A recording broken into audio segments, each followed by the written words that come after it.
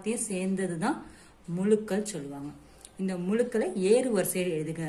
நார்மலாக ஏறு வரிசைங்கிறது கீழேருந்து மேலே போகும். ஓகே, சின்ன நம்பர்லேருந்து பெரிய நம்பர் போகும். ஓகே, முழுக்களை பொறுத்த வரைக்கும் இருக்கிறதுலேயே மைனஸில் பெரிய நம்பர் தான் சின்ன நம்பர்னு சொல்லுவாங்க. ஃபர்ஸ்ட் இதில் மைனஸ் நம்பர் இருக்குது, 0 இருக்குது, ப்ளஸ் நம்பரும் இருக்குது. ஓகே, அதாவது குறையன் இருக்கு, மிகையன் இருக்கு, பூஜ்ஜியம் இருக்கு.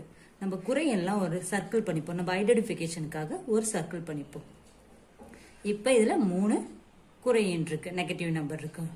இப்போ இந்த 3த்துல எது பெரிய நம்பரோ அதுதான் ஏறு வரிசையில் எழுத போகிற ஃபர்ஸ்ட் நம்பர். இதில் 3த்துல எது பெரிய நம்பர்? 10, -10 தான் இருக்கிறதுலே ரொம்ப சின்ன நம்பர். ஓகேங்களா? Next -6, next -5. இப்போ குறை எண்கள் முடிஞ்சிச்சு. நெக்ஸ்ட் 0, 0க்கு அப்புறம் ஆக்சுவலாக நமக்கு தெரியும்